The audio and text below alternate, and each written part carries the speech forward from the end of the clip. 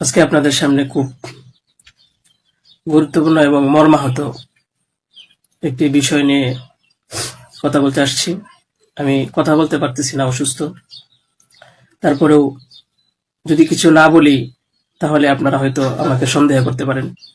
তাই আমি আমার কিছু কথা আপনাদের সাথে শেয়ার করার প্রয়োজন মনে করলাম।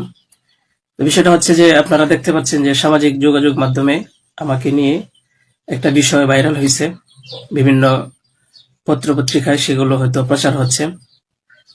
তো আমি আপনাদের বলবো যে এই বিষয়টার সাথে, যে বিষয়টা মেঘলা নামক একটা মেয়ে এবং আমার ছবি দিয়ে যে একটা অপপ্রচার করা হচ্ছে, অপবাদ রটানো হচ্ছে, এটার সাথে আমি কোনোভাবেই সম্পৃক্ত না। আমি এটার বিষয়ে কিছুই জানি না। আমি যদি বলি তাহলে বলবো যে এই মেয়েটা আমাদের এখানে পড়াশোনা করেছে, গত বছর পড়েছে এবং এর আগের বছরও পড়েছে। তো এর আগের বছর পূর্ণ বছর পড়াশোনা করার পরে সে আমাদের মাদ্রাসা থেকে চলে যায়। তো পরবর্তী বছর যখন মাদ্রাসা শুরু হলো তখন আমরা খোঁজ নিয়ে জানতে পারলাম যে কে কে আসে নাই।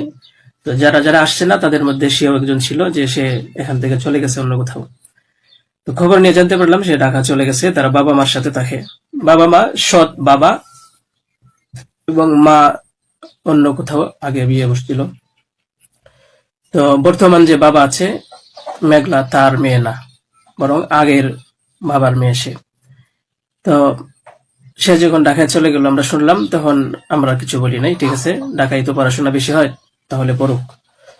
আমরা আমাদের ক্লাস শুরু করে দিলাম। কিছুদিন যাওয়ার পরে দেখলাম আবার এই মেয়েটা আমাদের মাদ্রাসায় আসছে।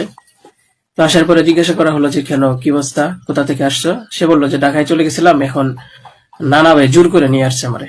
আমি আসতে চাইছিলাম না, আমাকে জোর করে নিয়ে আসছে নানা ভাই।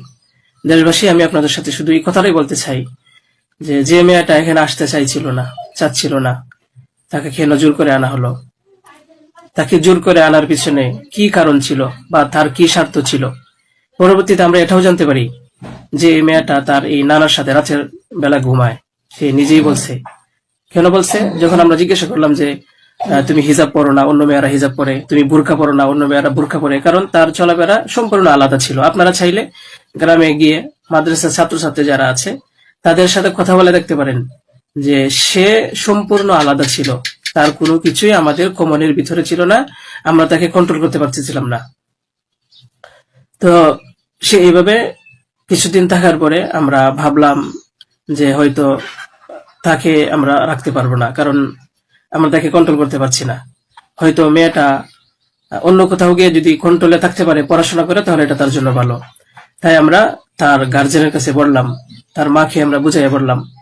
আমাদের উদ্দেশ্য এটাই ছিল যে তার মা যেন তাকে বুঝিয়ে বলে যায় যে হুজুরের কথা মেনে চলবা, মাদ্রাসার নিয়ম কানুন মেনে চলবা, এই কথাগুলো উনি বুঝিয়ে যাবেন। কিন্তু উনি কি করছেন যে ওনার মেয়েকে উনি বলছে যে না, আমি এখানে রাখবো না, নিয়ে চলে যাব।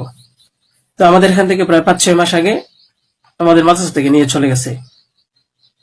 হয়তো পরবর্তীতে খবর নিয়ে জানতে পারলাম সিলেটে যেখানে উনি থাকে সেখানে নিয়ে গেছে। তো নিয়ে যাওয়ার পরে এখন কিছুদিন আগে আবার আসছে, এসে বলতেছে যে এই দুর্ঘটনা, যে খুব বড় সমস্যা। যে কথাটা শোনার পরে আমার মতো একজন সাধারণ মানুষ, আমি আর সহ্য করতে পারছি না, আমি আর নিজেকে ঠিক রাখতে পারি নাই। আমি একেবারে অসুস্থ হয়ে পড়ছি। কারণ আপনারা হয়তো জানেন যে অনেকেই, আমার ফ্যামিলি আছে, আমার বাচ্চা আছে, আমার বিবি সাহেব আছে, আমার আত্মীয় স্বজন আছে। আপনারা বলুন তো, আমার নামে যে বিষয়টা প্রচার হচ্ছে, এটা আমার ফ্যামিলির লোকেরা দেখে আমাকে কি বলছে, কি ভাবছে? আপনারা সঠিক তদন্ত করুন। আমি কখনোই দেশের আইনের প্রতি অবাধ্য না, আমি শ্রদ্ধাশীল। দেশের আইন আছে, সে আইন সঠিক অপরাধী যে তাকে খুঁজে বের করবে। আপনারা অপরাধী খুঁজে বের করার আগেই যদি আমাকে অপরাধী বানিয়ে ফেলেন, তাহলে তো আসল অপরাধী পার পেয়ে যাবে, আসল অপরাধী তো ছাড়া পেয়ে যাবে। আপনাদের কাছে আমি অনুরোধ করে বলি, আপনারা আসল অপরাধীকে খুঁজে বের করুন। টেস্ট করা হোক যে আসলেই এ বাচ্চা বাবাকে। আপনারা আমাকে টেক দিচ্ছেন, বিভিন্ন পত্রপত্রিকায়, টেলিভিশনে বলা হচ্ছে। আমি আপনাদের কাছে শুধু এই কথাগুলি বলবো যে আল্লাহ তাআলার বিচারের উপরে যদি শ্রদ্ধাশীল থাকেন, এই বিশ্বাস করেন, তাহলে আমাকে নিয়ে আর এরকম কাজ করবেন না। আপনারা সঠিক তদন্ত করে সঠিক অপরাধীকে খুঁজে বের করুন। আমি আপনাদের সামনে আর কথা বলতে পারতেছি না।